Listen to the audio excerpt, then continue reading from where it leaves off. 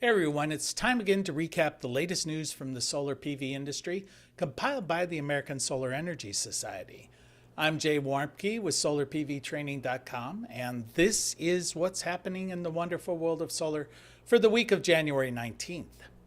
The Biden administration has announced a couple of significant executive actions at the very end of their tenure that will affect the solar energy industry for years to come. Last Tuesday, he signed an executive order to accelerate the development of data centers to enable artificial intelligence, while also ensuring that these new facilities are powered through emissions-free energy sources for their electricity. Growth of AI could lead data centers to consume as much as 9% of all of the United States electricity by the year 2030, according to the Electric Power Research Institute. The DoD and the DOE, or the Department of Defense and the Department of Energy, will select sites that the private sector can build these AI data centers and put clean energy facilities located near them based on the accessibility of high-capacity transmission infrastructure, this all according to the White House. Critics of the move claim that the administration is giving energy-guzzling AI data centers preferential access to prime location siting, as well as exclusions from current environmental laws. Big tech companies will get more subsidies and special treatments, according to the Citizens Action Coalition. Meanwhile, they claim consumer electricity bills will continue to increase. In other action, the Biden administration has announced a number of grant awards that will drain funds from programs that the Trump administration has vowed to defund. For example, last week, the White House announced commitments through its Title 17 Energy Infrastructure Reinvestment Program, offering nearly $23 billion to utilities that serve about 15 million customers across 12 states.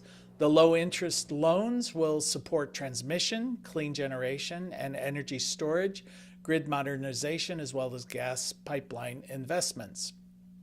And in the last days of the administration, the Biden administration has also allocated $74 billion of funding for climate initiatives before Donald Trump's inauguration, leaving only $20 billion vulnerable to potential rollbacks by the incoming president. The industry analysts point out that it may be difficult for the incoming administration to defund the remaining projects because nearly 75% of these federal funds are targeted at rural conservative districts. While only 4% of the operating utility scale land-based renewable energy programs or capacity is in federally administrative lands, according to a report released last week by NREL, the National Renewable Energy Labs. Comparing that, about 12% of all of the oil and natural gas pipeline drilling is in federally administered lands. Now, according to the report, the U.S. could deploy between 51 gigawatts and 84 gigawatts of renewable energy projects on these federal lands by the year 2035, which would generate up to 10% of all of the clean energy needed to reach a net zero emissions.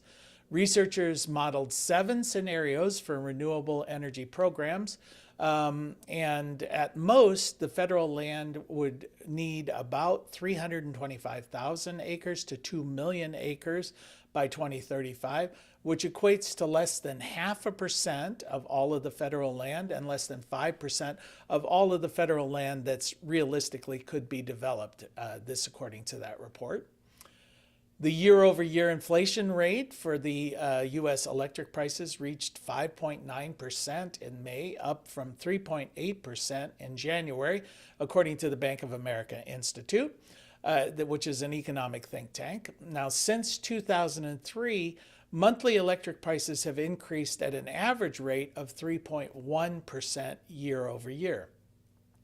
Electric vehicles and heat pumps are driving consumer electricity demand higher, while industrial onshoring, or bringing factories onshore, and the rise of data centers with artificial intelligence are also putting upward pressure on prices, according to analysts.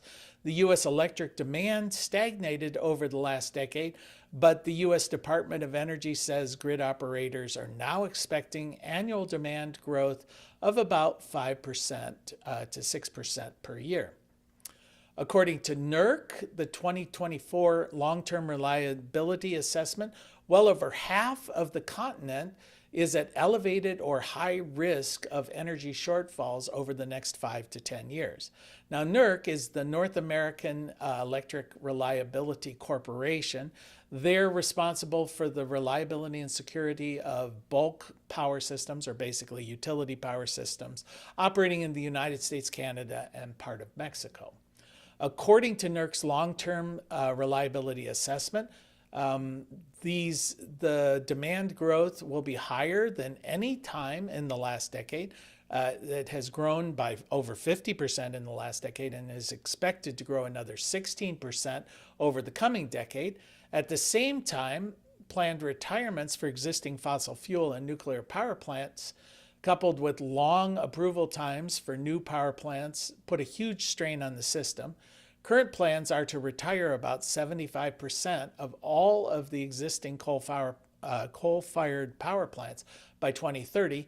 Meanwhile, it currently takes as much as 5 years for a new utility-scale power plant to receive approval to interconnect to the grid. And that is the news from the solar industry for this week. We'll see you next week.